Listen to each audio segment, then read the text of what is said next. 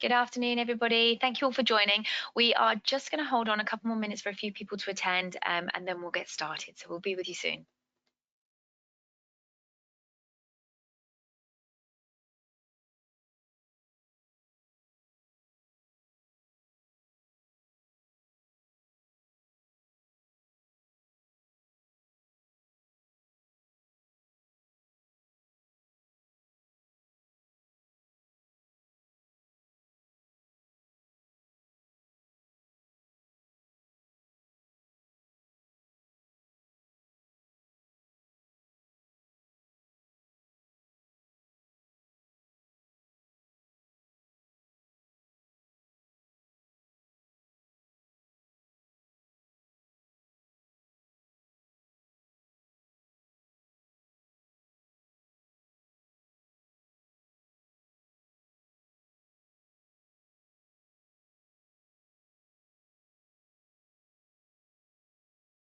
Okay, thank you all for holding on and bearing with us there. I think everybody's in now who's registered, so we'll get started.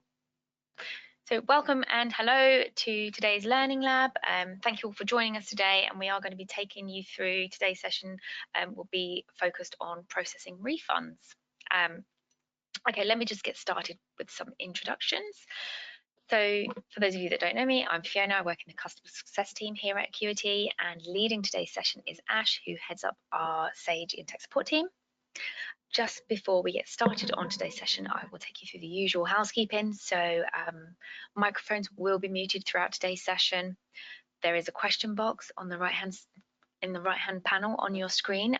You can type in any questions that you have as we go through today's session, pop them in that question box, and then at the end of the session, I will read out those questions. There will also be the opportunity to take yourself off mute, and you can ask away any questions at the end of the session there too. We will do our best to answer any questions that come in. If there's anything that we need to go back and further investigate, then we will take your question offline and get in touch with you after the session. Okay, and also the session today is being recorded. You will receive a copy of the recording at the end of the session, and that will be sent to you via email. Please feel free to share that around with colleagues that were unable to make today, or keep for future reference if there's anything you need to refer back to. Okay, great. So the agenda for today, we are going to run you through some different scenarios on customer refunds. Then we'll take a look at different types of supplier refunds. And then finally, we will take some time and visit any questions raised. So let me hand you over to Ash to get started on today's session. Thank you.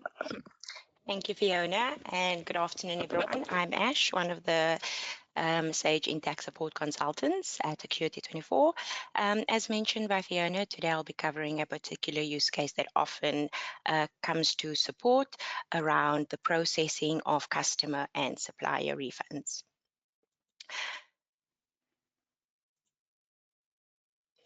Starting with customer refunds, in this scenario, we will be looking at customers with credit balances. So your customers are usually left with a credit balance on their account if there was an overpayment, goods returned, or a credit note was issued. On these screenshots, we have a demo whereby the amount received exceeds the invoice amount, which ultimately puts the amount overpaid of 500. On the AR ledger, you can then see the movements, the invoice, the credit note, as well as the overpayment or credit on account. If you need to know what GL account that overpayment was posted to, as an admin user, you have the permissions to view the accounts receivable configuration, which shows the account that the overpayment was posted to. So in this example, the overpayment is going to account 12600. In most cases, this will also go to the accounts receivable account or the debtors control account. Okay, so assuming that you have already paid the refund to your customer outside of Intacct, we now need to action this within Intacct. So when doing a customer refund, there is a workflow that Sage Intacct has documented in their help files and help centers. This is a 4-step process that I'm sure many of you have come across or even have actioned in the past. Okay, so step 1 would be to create an AR adjustment This will clear the credit on account. It is important to note that you are selecting the correct adjustment type. There are two types of adjustment types: a debit memo, which increase the overall amount that the customer owes you, and then a credit memo, which decrease the overall amount that your customer owes you. So in this example, we will be setting this adjustment to a debit memo. And then the account that we select on the adjustment would be the account that the overpayment was posted to. So in this example, is going to 12,600. And once you have posted this adjustment, your customer account will be down to zero. Second step would be to apply this adjustment that we created in step 1 against the overpayment, which then clears the credit on the customer account. This allocation is done in the Receive Payments new screen within the Accounts Receivable module. So once you've selected your customer in the Receive Payment new screen, the adjustment that you just created will appear, which acts as an invoice. The credits available, that is the amount of the overpayment. If you only have one credit against a customer account, you can simply just enter the credit to the credit amount in the credits to apply field. Alternatively, if you've got multiple credits, to ensure you select the correct credit to apply, we'll then click on line details, which is at the end of the screen. This then brings up the credits to apply list. In the screenshot, we only have one credit, which is the overpayment. Here we will just select the adjustment, save and post. Step number 3 will be to create your customer as a one-time supplier. So for this, we'll be navigating to Accounts Payable module. We will be creating a new supplier. This is basically your customer that it will become the one-time supplier. There is an option tick box which basically states that this is for one-time use.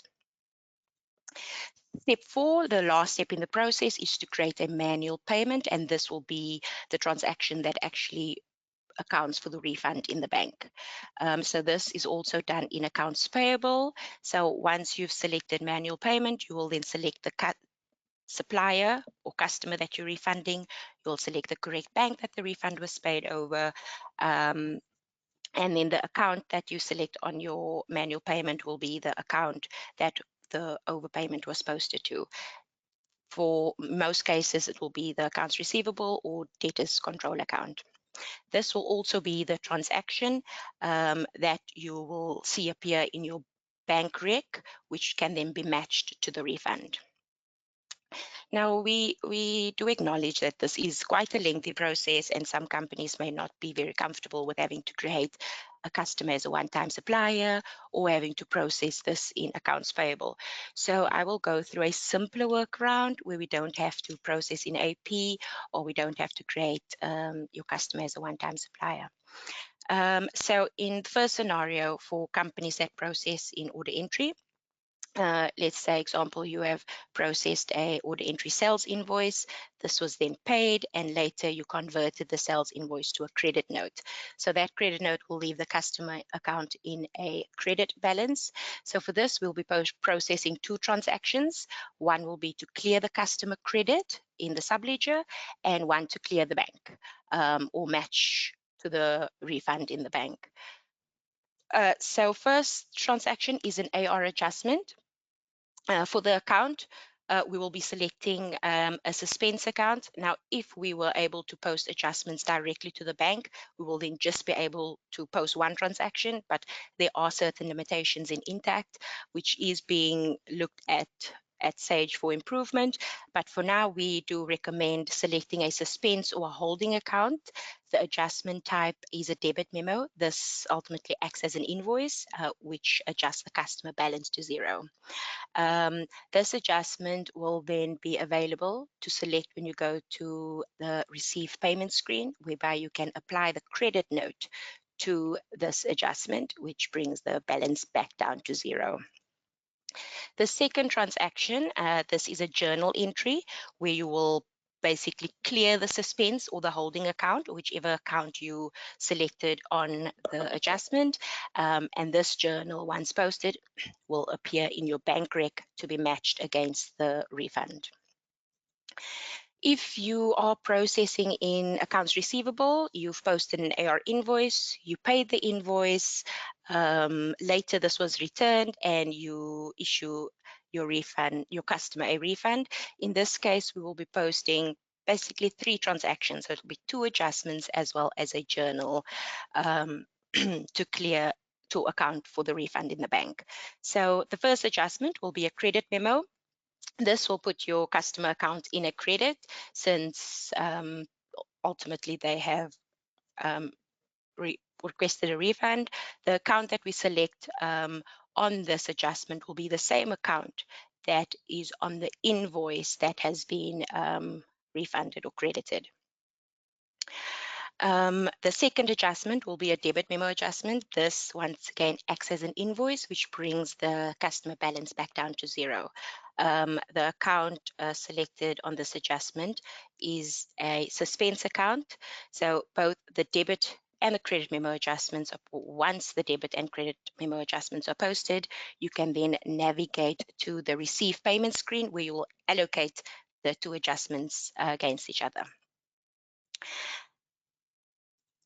Lastly, we will be posting a journal entry, and this will clear the suspense account and debit the bank.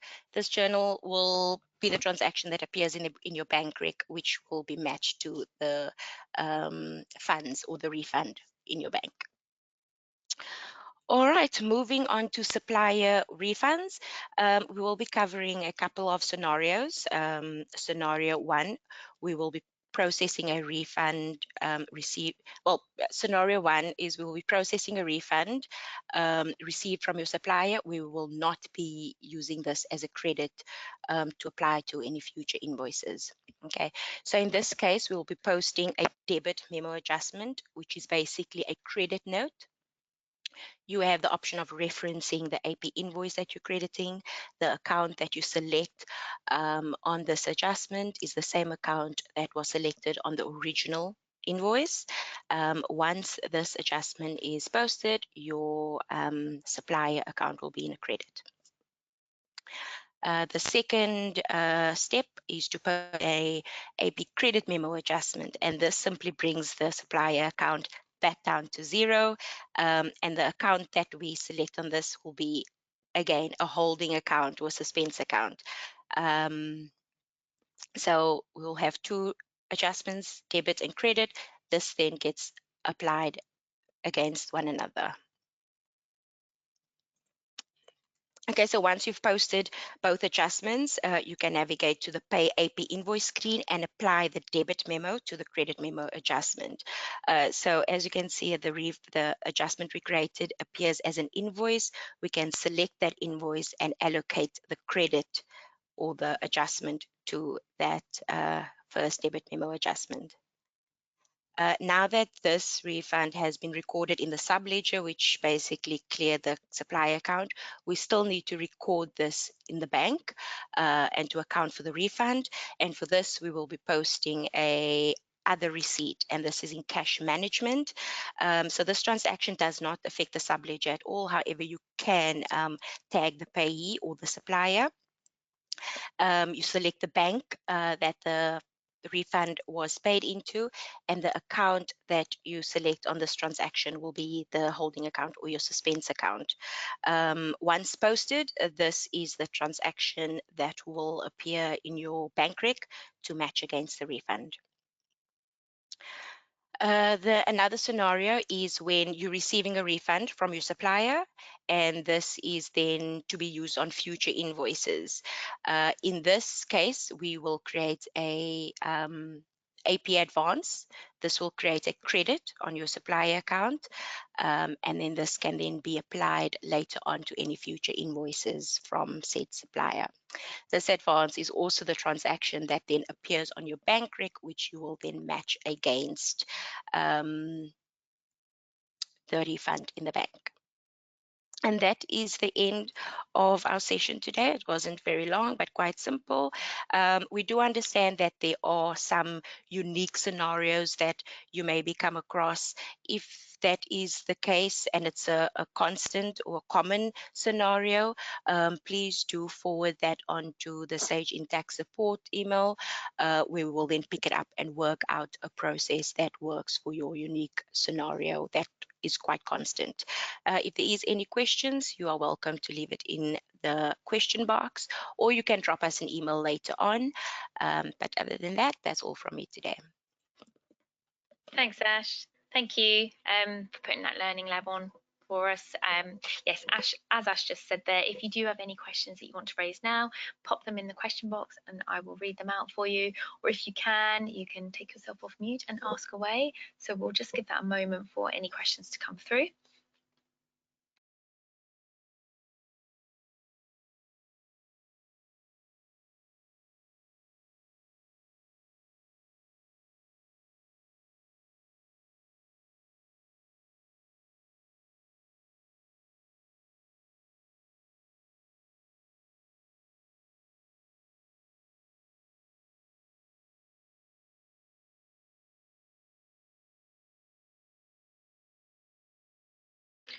Okay, it doesn't look as though any questions have been raised at the moment, but if you do have any that come to you after the end of the session, like Ash said, my email address is on the screen there now, so you can feel free to send me an email. You can contact our support team, or you can raise it on your next call with either myself or Claudia. Yeah, anything that comes up after today's session. Thank you all for joining today. We do hope you've enjoyed the session. Our next learning lab is going to be on the 25th of July, and we're going to be covering understanding financial reporting along with the account groups, dimension groups, structures, and how all that works together in the reports for when creating financial reports. As always, we welcome any feedback. So any feedback on today's session or any feedback on what you'd like to see in future sessions, please do send that across to me, and we can look into getting those learning labs on for you. I think that's everything from me. So thank you all so much for joining. You'll receive a copy of today's recording by email, and I look forward to seeing you all on the 25th. Take care. Bye. Thanks, everyone.